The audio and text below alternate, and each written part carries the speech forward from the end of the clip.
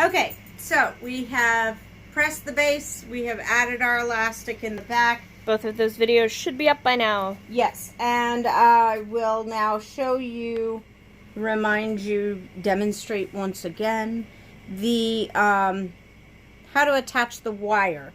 Now we did this with the buckram hat, with the Victorian hat, but we are going to do this on our showgirl hat as well. I love those little clips. Because it adds structure to a, I mean, I know it's been pressed and all, but it's still somewhat flimsy. So we're going to add the structure to the outside edge, and I want it on the top. It shouldn't be sitting along this edge. It should be sitting back here. Okay? And then you're going to shape this to suit your personal base shape. So keep that in mind when you're determining your personal base shape. Just saying.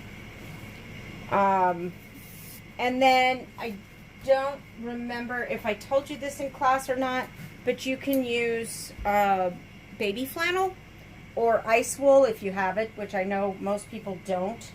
But baby flannel works as well to cushion this, to kind of mitigate this bump that the wire is going to add, because nobody needs that bump, right? So now I'm going to thread this needle. Perhaps. Oh, that's better. Glasses make everything easier. Yeah, especially when you get to a certain point.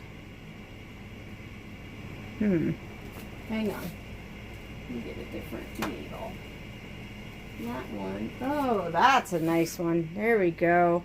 Nice, heavy, almost a tapestry needle.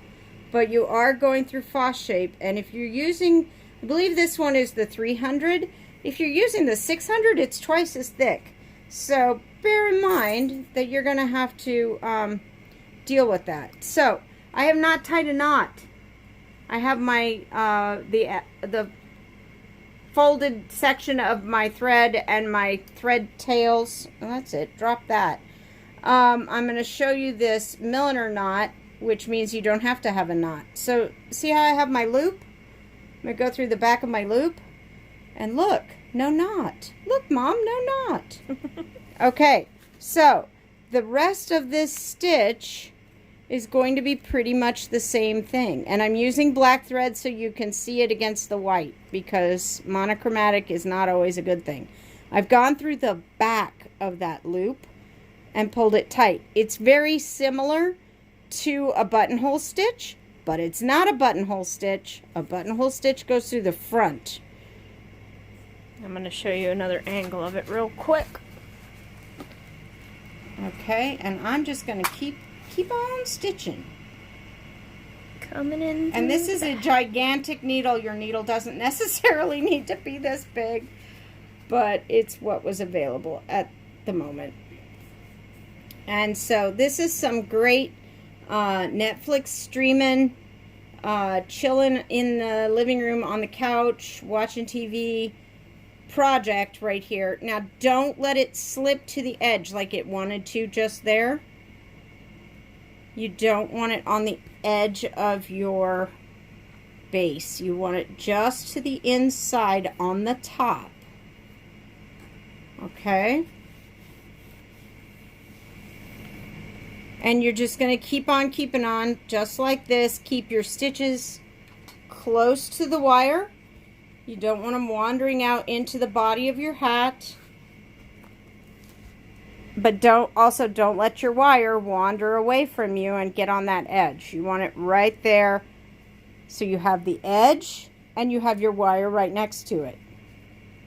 Does that make sense? I hope that makes sense, because you guys can't reply when I'm videoing. Wire. Yeah, so this is the edge. This is the edge. This is my wire. And now I have a bump on the edge that I can fill in this part of my hat base with flannel. You can also use fleece.